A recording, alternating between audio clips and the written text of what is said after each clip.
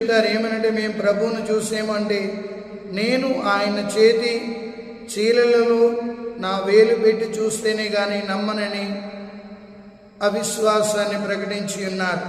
అందుకే మళ్ళా ప్రభు పునరుత్థాన క్రీస్తు వారి మధ్యలో ప్రత్యక్షమై, తోమా వచ్చి నా చేతి చీలల గంటల్లో నీ వేలు పెట్టి చూడుము అని ప్రభు అడిగారు.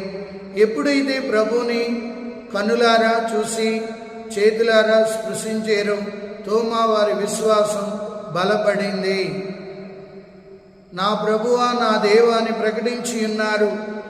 ఒక్కసారి ప్రభు పునరుత్థాన క్రీస్తుని చూసిన తోమా వారు ఆ పునరుత్థాన క్రీస్తుని ప్రకటించడానికి ప్రయాణమై భారతదేశంలోని అడుగుపెట్టారు. ఆనాటి రోజుల్లో పడవ ప్రయాణం చాలా కష్టమైనది. అయినప్పటికీ కూడా ఆయన ప్రభువు గురించి చాటాలని, ప్రభువు గురించి చాటి చెప్పాలని, ప్రభు సాక్షిగా నిలబడాలని అనేక ఒడిదుడుకులు ఎదుర్కొంటూ క్రీస్తు శకం 54లో మలబారు ప్రాంతంలోని అడుగుపెట్టి ఉన్నారు.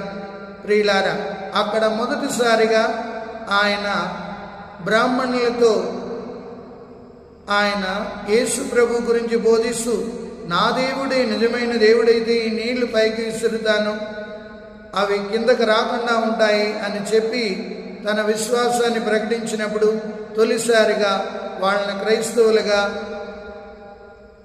దేవునిలోకి అంగీకరించారు. ప్రియులారా, అదే రీతిగా తోమా వారు కేరళ రాష్ట్రంలో మలబారు ప్రాంతంలో